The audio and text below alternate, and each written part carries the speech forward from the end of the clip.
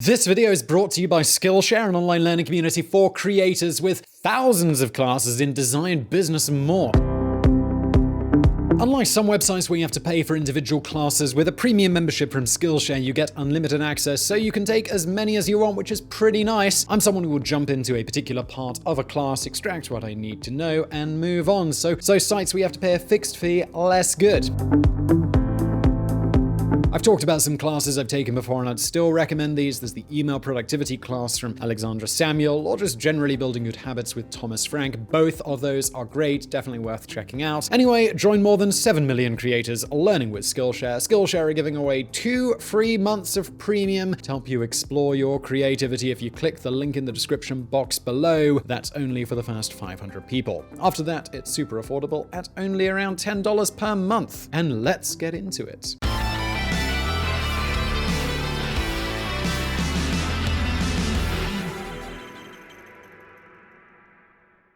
How do you measure corruption? Is there a way to know if one country is more or less corrupt than another?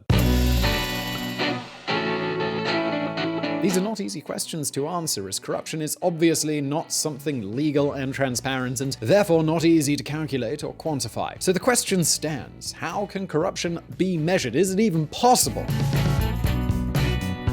For over 25 years, solving this problem is exactly what Transparency International has been attempting to do. Based in Berlin, Transparency International is a non-governmental organization that compiles the Corruption Perception Index, or CPI, an annual ranking that measures the corruption levels of the public sector in 180 countries. This index has turned into something like the Forbes 500 list of corruption rankings worldwide. So how do they do it? Because, as we mentioned earlier, digging around a country's public sector to assess the honesty of its officials is certainly no easy task.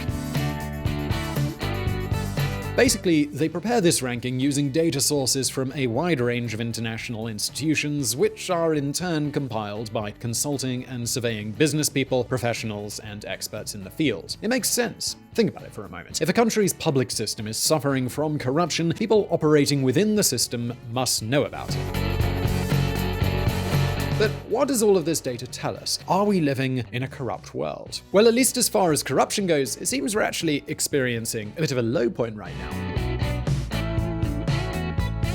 According to the latest rankings just released by Transparency International, the Corruption Perceptions Index 2019, more than 2/3 of the countries in the world are unable to show clear improvements in their fight against corruption.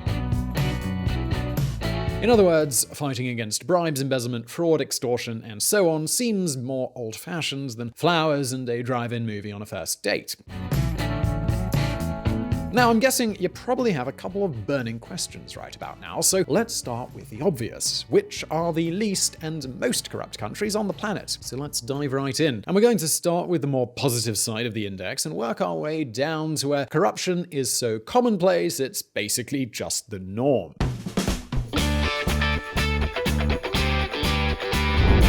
The least corrupt countries in the world. I don't think there'll be any surprises here. These are the 10 countries with the most ethical and least fraudulent governments and public institutions. Luxembourg, Germany, the Netherlands, Norway, Switzerland, Sweden, Singapore, Finland, and finally, tied in first position, Denmark, and of course, New Zealand. As expected, New Zealand is always on top. Prosperity, economic freedom, civil liberties, safety, environmental protection, and minimal corruption. As you can see, it's a pretty great country. By the way, did you notice countries like Switzerland, Singapore, and the Netherlands are also among the least corrupt in the world, despite how they are typically portrayed? You know, as tax havens run by greedy hands where money rules supreme. And yet, there they are, among the countries with the most honest and law-abiding governments and public institutions in the world. This is actually a point we've made many times on this channel. The wealth of these countries is not based on dirty schemes, total impunity for criminals, or stuff like that. Not at all. Despite how these places are often portrayed, they are prosperous and top-level world financial centers precisely because of their strong and reliable legal certainty. Make no mistake, public funds in these countries are not easily diverted for illegal purposes or wired into the offshore accounts of crooked politicians for their own personal benefit. And as you can see, this can easily be proven by their ranking in the Corruption Perceptions Index. But let's not get off topic. What makes these countries repel corruption? Does it maybe have to do with genetics or education or the innate character or personality of the general population? Are these countries completely corruption-free? Well, not by a long shot. And here is where we stumble upon some good news and some bad news. The bad news is that corruption is inherent in the human condition and life in society. Let's not fool ourselves. Corruption is never going to fully disappear. Don't believe me? Well, let's do something a bit different. Let's go over the most notorious corruption cases in the least corrupt countries in the world. Because, let's face it, the countries with the highest scores in these rankings are far from being immune from corruption. Take Iceland, for example, which ranked 11th in the latest report. In November 2019, an investigation revealed that the Samherji Group, one of the most important fishing companies in the country, apparently bribed Namibian politicians with millions and millions of US dollars in order to gain access to larger fishing quotas. Iceland Samherji exiting Namibia following bribery scandal. Reuters. And to do so, Icelandic executives created ghost companies in places like Dubai, Mauritius, or the Marshall Islands to channel money that in many cases ended up in the accounts of a Norwegian state bank. And then there is Ericsson, one of Sweden's largest companies, which has been ordered to pay a $1.125 billion fine in the United States after being accused of paying bribes for more than 15 years to countries like China, Vietnam, Indonesia, and Kuwait. We must recognize that the company made a mistake in the past. I can assure you that we work hard every day to build a company where ethics and compliance with standards are cornerstones in our way of doing business. Börje Ekholm, President and CEO of Ericsson. And these are just two examples, two out of the many corruption cases that show us how even the most honest countries fall prey to this terrible practice.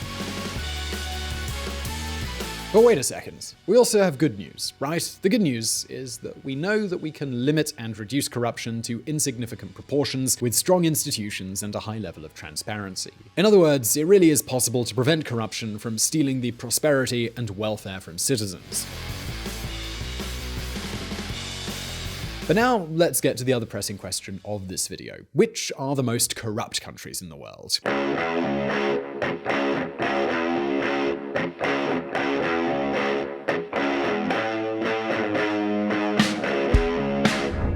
The most corrupt countries in the world.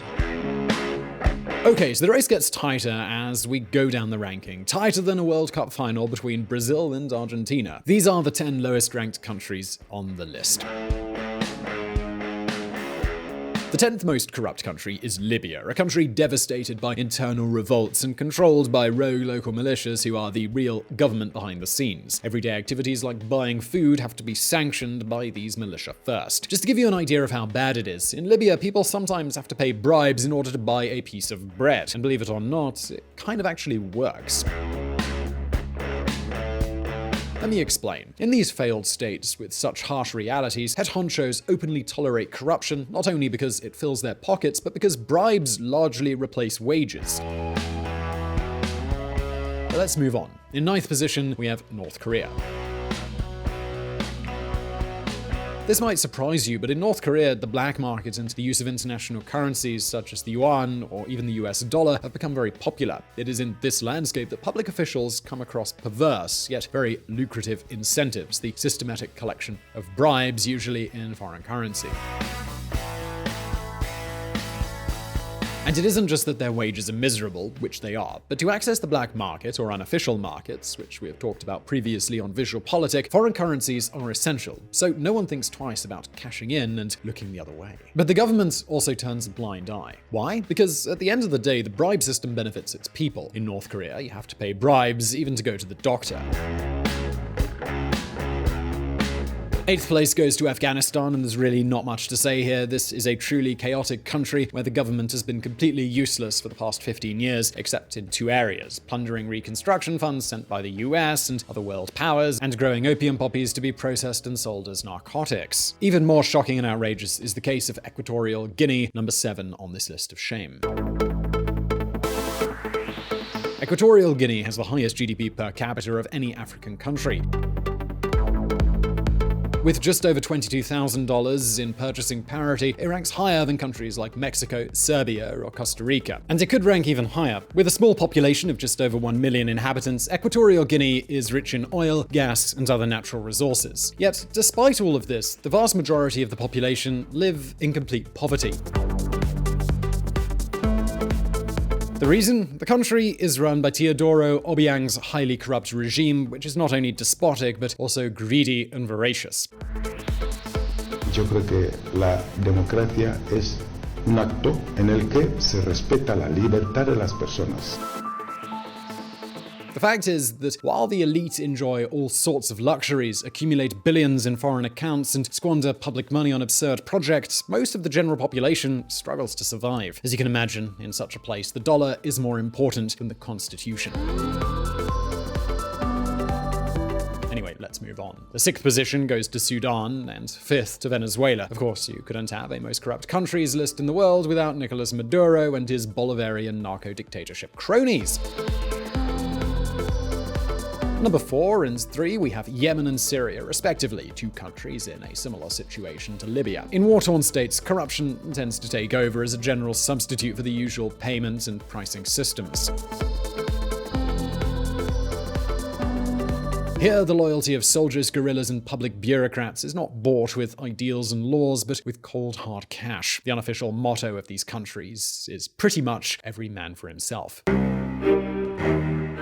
In 2nd place, we find the youngest country in the world, Sudan. Sudan only gained full independence in 2011 and did so with the support of the international community and the capacity to export more than 350,000 barrels of oil a day. At the time, expectations were high. However, it took only 2 years for this fresh nation to descend into a horrendous and bloody civil war. Today, it has become the latest member in the highly exclusive failed state club. The disaster is such that its ability to extract oil has been reduced by 50%. And finally, in 1st position is the most corrupt country in the world, Somalia. It's a regular among the failed state crowd. It's a country stricken by poverty, hunger, and corruption that has become the last great refuge for pirates.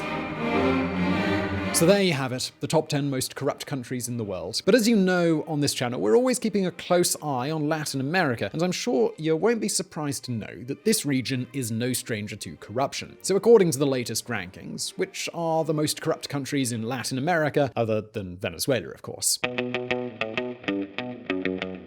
You'll also find Haiti, Nicaragua, Guatemala, the Dominican Republic, and Mexico. The case of Mexico is particularly surprising. Despite having achieved a higher level of economic development, receiving a lot of foreign investment in recent years, and being a neighbor to the United States, corruption is deeply embedded in all public institutions. This infiltration is made evident every time a trial is held against Mexican drug lords in US courtrooms. The relations of the drug lords with the highest echelons of political power are undeniably close. Or perhaps Mexico's biggest problem is not violence, but corruption. After all, it's the latter that fuels the former. Anyway, that's where the nations of the world stand as far as corruption goes. And just one thing before we conclude this video. The evidence does provide some valuable recommendations to follow if we really want to tackle public corruption. For instance, data strongly suggests that a higher level of transparency, not just for governments, but also for lobbies, where the main issue is not their existence, but the lack of transparency in their regulation, plus stricter controls on electoral campaign financing, a stronger separation of powers, and a greater participation of civil society can all help to prevent corruption getting out of control. That is the challenge, and it's absolutely possible to achieve, but that is a topic for discussion in another video. So I really hope you enjoyed this video. Please do hit like if you did, and don't forget to subscribe for brand new videos. Also, don't forget to check out our friends at the Reconsider Media podcast who provided the vocals in this episode that were not mine. Also, this channel is possible because of Patreon and our patrons on that platform. Please do consider joining them and supporting our mission of providing independent political coverage. And as always, See you in the next video. If you want to learn more about politics and world affairs and hear some more of my lovely voice, come check out the Reconsider podcast, where we don't do the thinking for you. Find Reconsider at www.reconsidermedia.com or on Apple or Google Play or your favorite podcatcher.